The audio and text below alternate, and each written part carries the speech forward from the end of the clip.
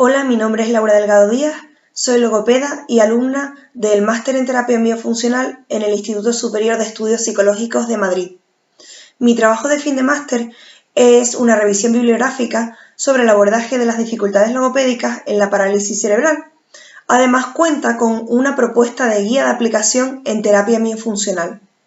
Mi tutora es Estefanía Rodríguez Sanz y a continuación les presento mi trabajo. Se comenzará con una breve introducción, seguido se pasará a la justificación y más tarde a las hipótesis y objetivos de investigación. Además, se describirá el marco teórico, la metodología, las ideas generales de la investigación donde se explicará la guía didáctica y por último unas conclusiones.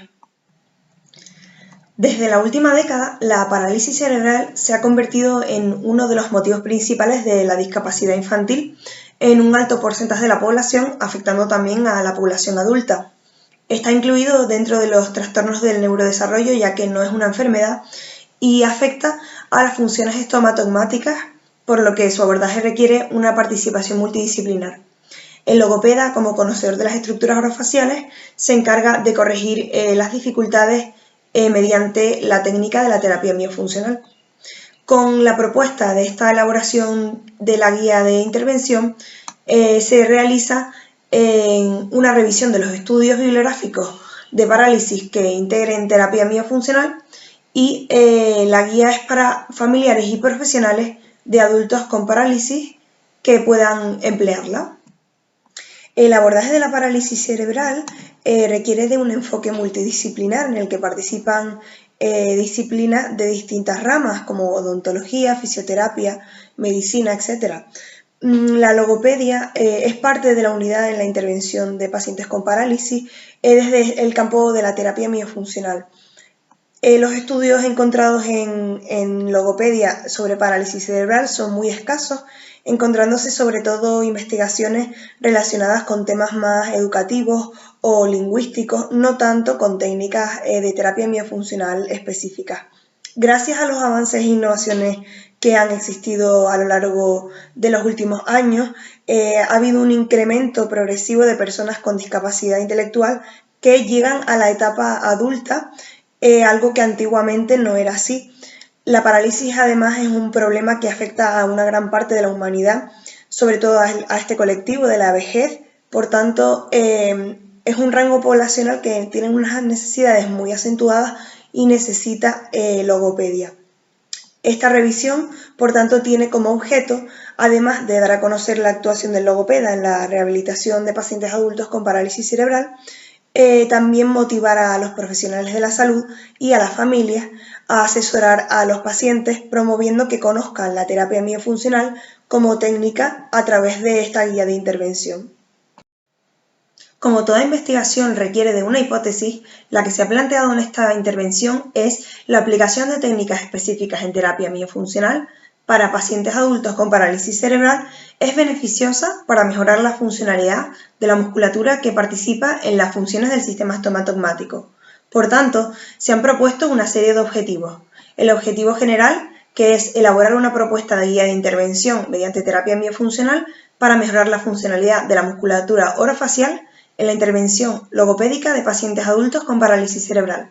Y unos objetivos específicos que han sido asesorar a las familias y profesionales de pacientes adultos con parálisis cerebral, informándoles sobre la problemática y formándoles con algunas técnicas de terapia biofuncional que pueden emplear en su vida diaria.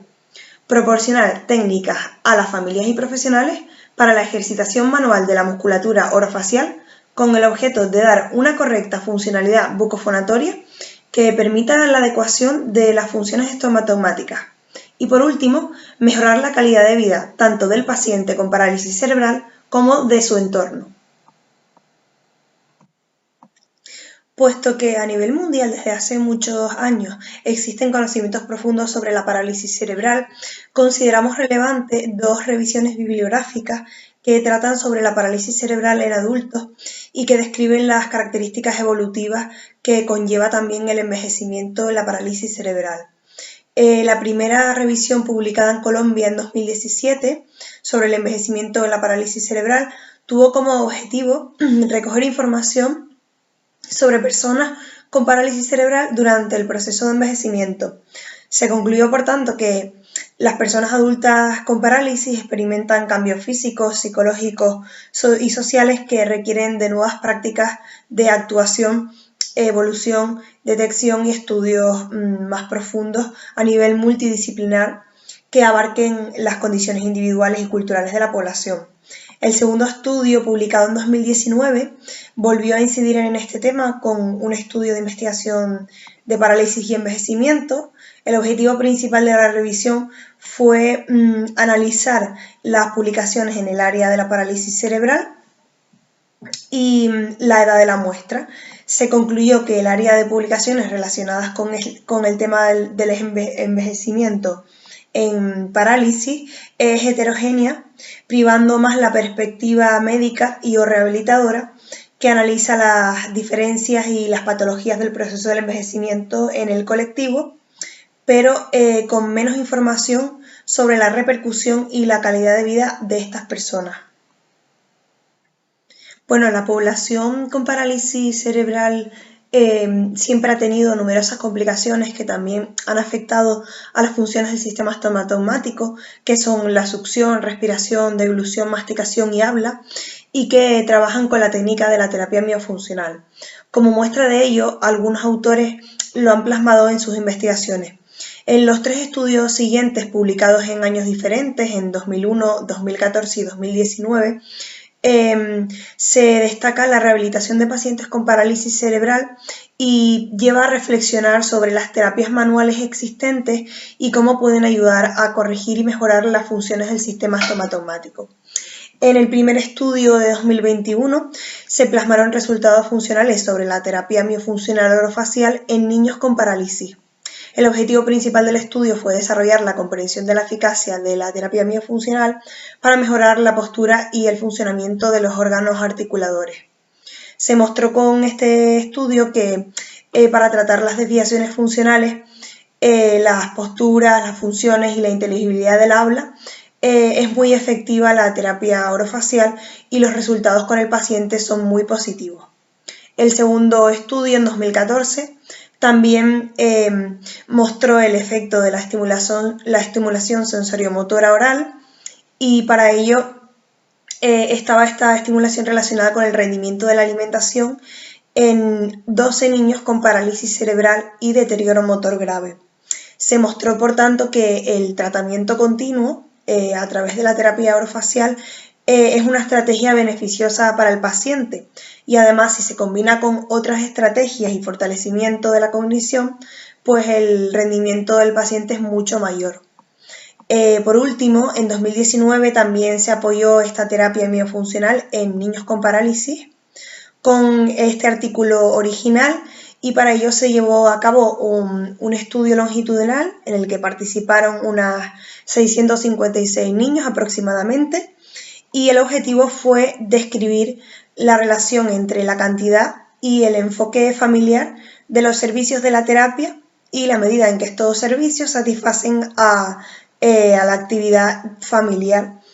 Tras estos hallazgos del estudio se concluyó que las terapias estas son necesarias y rehabilitan a los niños pacientes de parálisis cerebral y además favorecen también la participación familiar en estos estudios. Además de las 3 investigaciones nombradas con anterioridad, también se han revisado otras donde aparecen pacientes con parálisis y con dificultades en las funciones estomatognáticas, por lo que a continuación se muestran algunas de las investigaciones o estudios teóricos que se consideraron relevantes, donde se aborda la temática de la revisión bibliográfica, mencionando la técnica de la terapia miofuncional en todos ellos. Estos estudios cubren las funciones de succión, respiración, deglución, masticación y habla, y a continuación se muestran en la siguiente diapositiva. En 2015 se presentó un primer estudio sobre la postura corporal. En 2013 y 2017 se realizaron 2 estudios donde hablaba sobre las alteraciones relacionadas con la alimentación, con la función de alimentación en pacientes con parálisis. En 2016 también se publicó otra investigación sobre la cialorrea como variable en niños con parálisis cerebral. En 2017 se habló sobre el tema de la disartria y el estudio está también relacionado con disartria en niños con parálisis cerebral. En 2021 también se habló de la disartria. En 2013 y en 2017 los dos últimos estudios investigados hablan sobre la función de la masticación y las alteraciones que conlleva la masticación en los pacientes con parálisis cerebral. Se sabe de la existencia de la parálisis cerebral desde hace ya más de 150 años, existiendo numerosos estudios que comienzan a desarrollarse en países de Asia y América, en los que intentaban definir el término a pesar de la gran controversia que existía entre los autores y la escasa información que tenían en aquella época. El término se dio a conocer como enfermedad de Litte debido a William John Little, quien comenzó sus investigaciones en 1830 y definió la parálisis cerebral como un trastorno que afecta a los niños en el primer año de vida, en la progresión de las habilidades del desarrollo y sin mejora en el tiempo. Esta definición sirvió de gran aportación para muchos otros autores como William Osler, que comenzó a usar el término de la parálisis cerebral refiriéndose a un grupo de discapacidades no progresivas neuromusculares infantiles. Además, otros autores como Sigmund Freud también generalizaron la definición, definiendo como un conjunto de todas las enfermedades cerebrales en la infancia causadas por un efecto directo de la etiología accidental, ya sea en el periodo fetal o después del nacimiento, y que afectan a los sistemas neuronales. Esta definición se fue ampliando a lo largo del tiempo y en 2004 un grupo de expertos a nivel mundial en Estados Unidos se reunieron en el llamado Taller Internacional para la Definición y Clasificación de la Parálisis Cerebral, donde aclararon que no es una enfermedad e introdujeron lo que conocemos hoy en día como parálisis cerebral, un grupo de trastornos permanentes del desarrollo del movimiento y de la postura que causan limitaciones en la actividad y que son atribuidos a alteraciones no progresivas ocurridas en el desarrollo cerebral del feto. La clasificación de los pacientes con parálisis cerebral es muy heterogénea, razón por la cual es fundamental hacer una distinción de la parálisis cerebral existente en la actualidad. Esta ordenación se puede hacer desde distintos enfoques, como muchos autores han hecho a lo largo del tiempo. Una de las más sencillas es la realizada por la SCPE, que atendiendo al tono muscular o anomalía del movimiento, diferencia la parálisis cerebral infantil en varios tipos. La de tipo espástica es aquella caracterizada por un tono aumentado y reflejos patológicos y es la más frecuente, afectando al 80% del total de los casos. Se caracteriza por patrones de movimiento, postura anormal, hipertonía, reflejos patológicos y esta se divide a su vez en parálisis cerebral unilateral o bilateral. También tenemos la parálisis bicinética o atetóxica, que representa el 8% de la población y tiene amplias variaciones entre registros. Se caracteriza principalmente por movimientos involuntarios, incontrolados, recurrentes y ocasionalmente estereotipados de algunas partes del cuerpo afectadas. Dentro de esta pueden existir las de tipo distónico y las de tipo coreatetosis. Y por último, hay otro tipo de parálisis cerebral que ahí entran las atáxicas y las mixtas. Las de tipo atáxica se caracterizan por un patrón anormal de postura y movimiento, pérdida de coordinación muscular y también dificultades en la fuerza, ritmo y posición anormal. Y las formas mixtas, que son aquellas en las que no existe una característica clínica dominante. Como se está viendo, la clasificación de la parálisis cerebral es un tema de mucha controversia, ya que no existe un acuerdo claro sobre cuál es la clasificación ideal. En función de la parte del cuerpo afectada, atendiendo también a criterios más topográficos, la Confederación ASPACE realiza una clasificación donde divide a la parálisis cerebral en varios tipos: hemiplegia, paraplegia, tetraplegia, displegia, monoplegia, cuadriparesia, tetraparesia, triparesia, diparesia, hemiparesia, doble hemiparesia, paraparesia y monoparesia. Además, por último, como la mayoría de trastornos, existe también un grado de discapacidad que conlleva dificultades variadas que la presentan. Según este grado de severidad y afectación, Tanto la Confederación Aspace como Estebanes en su libro diferencian la parálisis cerebral en leve, moderada, severa o grave y profunda. Bueno, con respecto a la prevalencia, según la Red de Vigilancia de Parálisis Cerebral en Europa, Surveillance of Cerebral Palsy in Europe, reúne a profesionales e investigadores que analizan los registros poblacionales de niños con parálisis cerebral, recopilando datos e información para mejorar y comprender más el trastorno. Según la clasificación de los tipos de parálisis cerebral utilizada por esta red, la forma más frecuente de presentación de parálisis es la espástica, con una mayor prevalencia que el resto y afectando a más del 80% del total de los casos. Dentro de este tipo tenemos la parálisis cerebral bilateral como la más frecuente, que representa entre el 14 y el 45% de los casos, y los demás tipos representan un porcentaje menor, con un 8% la afectación atetóxica, un 2% la afectación atáxica y el 15% con el resto de las parálisis cerebrales. La causa última de la parálisis cerebral no está del todo definida, encontrándose la mayoría de veces en el momento del nacimiento del niño.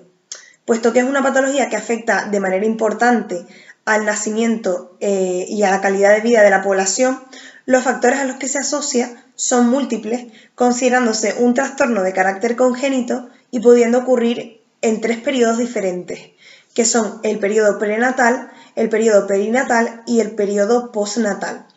En la siguiente tabla se pueden observar estos 3 periodos en los que se puede encontrar la parálisis cerebral, que pueden ser prenatal, es decir, antes del nacimiento, con factores tanto maternos como placentarios y como fetales, el periodo perinatal, que es aquel que ocurre durante el parto, y el periodo postnatal, que es el que ocurre después del parto.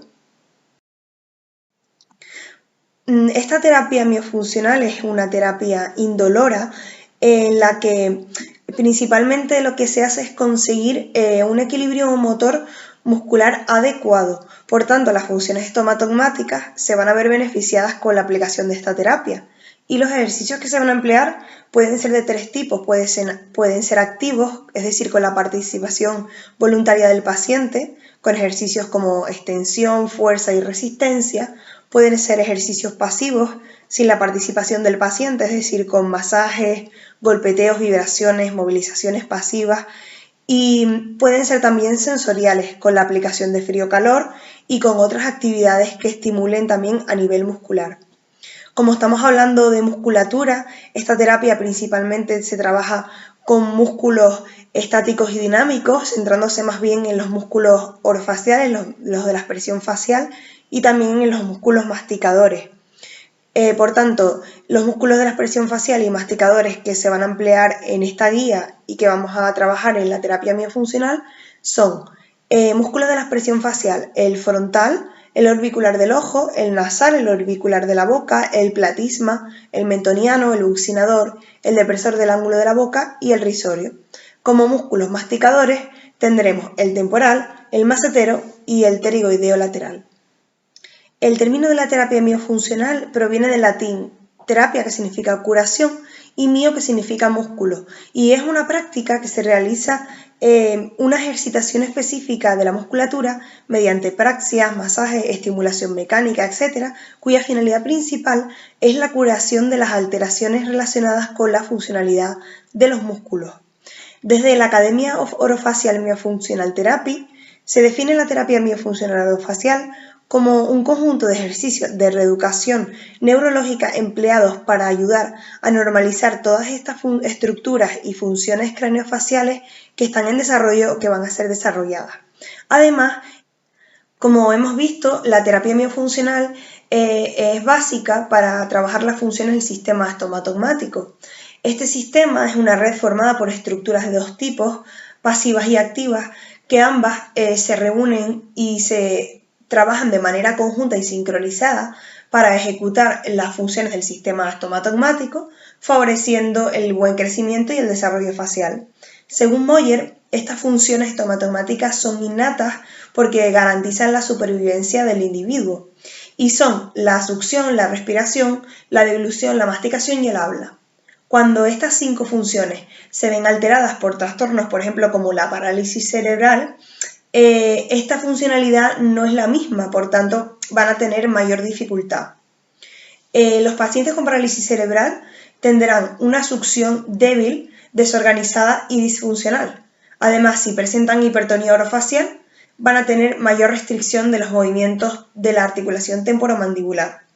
Con respecto a la función de respiración, es frecuente que pacientes con parálisis tengan obstrucción nasal, infecciones pulmonares y neumonías que pueden poner en riesgo la vida.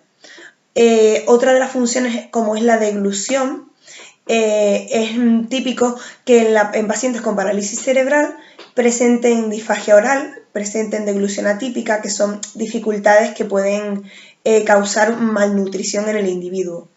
Además, la masticación es otra de las funciones que puede ser alterada en pacientes con parálisis cerebral, presentando dificultades en la articulación temporomandibular, falta de precisión y de fuerza con incapacidad de los movimientos rotatorios a la hora de masticar, etc.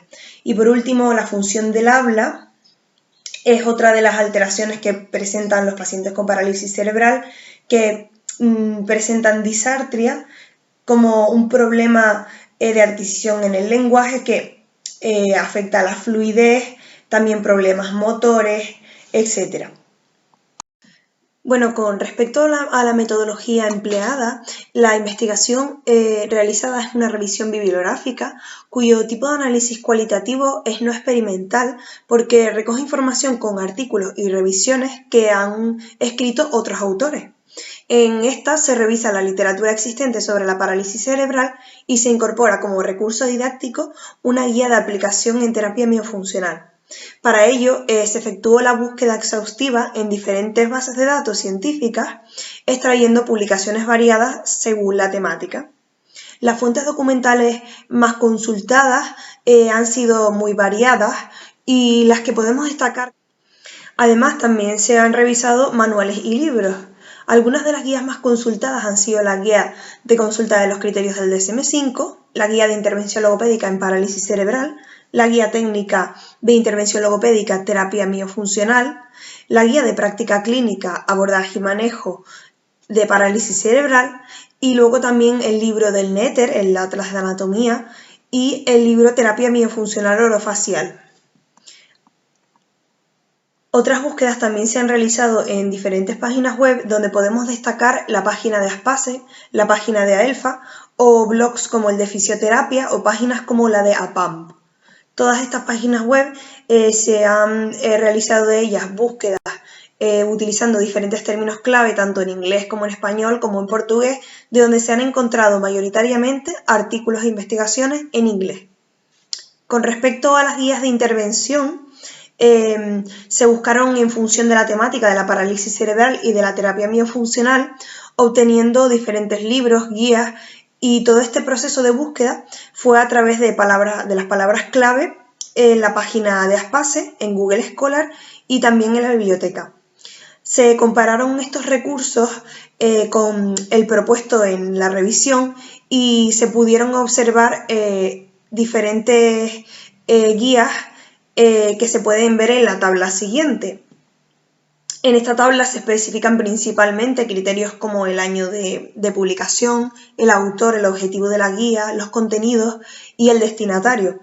Además, se pudo contrastar la información entre las guías y estas guías a su vez se pudieron contrastar con la aportación del recurso didáctico que vamos a proponer, empleando también alguna información relacionada con ello.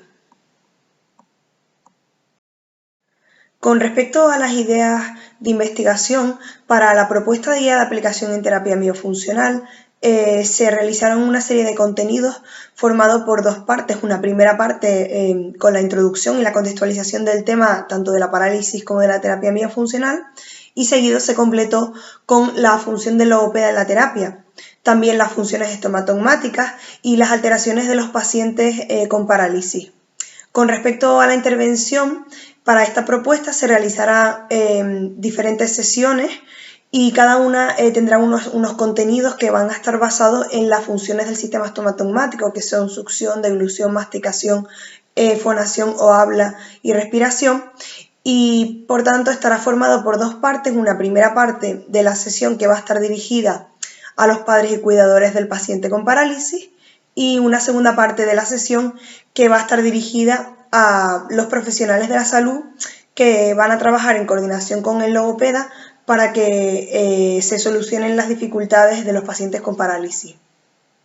Por tanto, los objetivos principales de este recurso didáctico son dos, que nos hemos planteado que han sido conocer la técnica de terapia miofuncional por parte de la familia y los cuidadores y facilitar el aprendizaje y la aplicación de la guía con una alta eficacia de los conocimientos adquiridos tanto por las familias como por los cuidadores. Por tanto, ¿a quién va dirigida esta guía? Pues es una guía de aplicación dirigida principalmente a familiares o cuidadores de las personas que ayudan a las personas con parálisis cerebral y los profesionales que trabajan con personas con parálisis. Estos son los destinatarios que van a ser encargados de aplicar la guía propuesta. Además, hablar sobre la población. En cuanto a la población, no tienen por qué ser conocedores al 100% de la terapia miofuncional, pero sí que a lo mejor tener algunos conocimientos previos para poder aplicar la guía. En la parte de la guía de la intervención logopédica estará formada por unas 7 sesiones basadas en las funciones del sistema estomatognático. Estas sesiones van a ser impartidas por el profesional de la logopedia y cada sesión estará dividida en dos partes, una dedicada principalmente a padres y cuidadores y otra dedicada a los profesionales. Las sesiones van a estar adaptadas a las características de cada caso y por tanto van a ser provistas de modificaciones a lo largo de la aplicación. Las 7 sesiones que se van a describir a continuación son las que se han propuesto, pero siempre es conveniente decir que pueden existir cambios o pueden haber modificaciones dependiendo siempre del caso al que se vaya a intervenir. Como primera sesión constará de una presentación de información general donde se les dará información a los padres y a los profesionales, además de los cuidadores, sobre la parálisis cerebral, sobre las técnicas de terapia miofuncional y además se le pasarán unos cuestionarios para saber de dónde partimos y la información que ellos tienen ya de por sí. Esta sesión va a tener un tiempo aproximado de 60 minutos y será tanto de modalidad presencial como de modalidad virtual para que llegue a mayor público. La segunda sesión logopédica será para la intervención de la función de succión. El tiempo es de 45 minutos y también será en modalidad presencial. La tercera sesión va a ser dirigida a intervención de la función de la respiración. El tiempo es un poquito mayor ya que es una función un poco más compleja y el tiempo será aproximado de 50 minutos también en modalidad presencial. La sesión 4 será para la intervención de la función de la masticación, también con un tiempo de 45 minutos y modalidad presencial. La quinta sesión será en la intervención de la función de deglución, que al ser también un proceso complejo requiere de más tiempo, por tanto 45 minutos sería el tiempo estimado. Además es presencial. La sexta sesión, por último, será de intervención en el lenguaje y habla, el tiempo aproximado de 45 minutos y modalidad presencial. Estas sesiones son de manera presencial debido a que se van a aplicar técnicas de terapia miofuncional muy específicas que necesitan de la práctica manual, por tanto los profesionales, los cuidadores y los padres van a tener que poner en práctica esas técnicas presencialmente con otras personas. La última sesión va a ser con un repaso general y resolución de las dudas de la guía, donde se hará un repaso y revisión de todos los temas dados en las anteriores sesiones. Finalmente, como conclusiones, podemos destacar que la aplicación de terapia miofuncional es beneficiosa para mejorar la funcionalidad de la musculatura orofacial que está alterada en algunos pacientes con parálisis cerebral. Se observó que existe mejora de estas funciones y de la calidad de vida tanto del paciente como del entorno que le rodea y desde el punto de vista logopédico se espera que tanto los padres como los cuidadores y profesionales tengan información necesaria y concreta y unos recursos para poder tratar y acompañar al paciente a diario.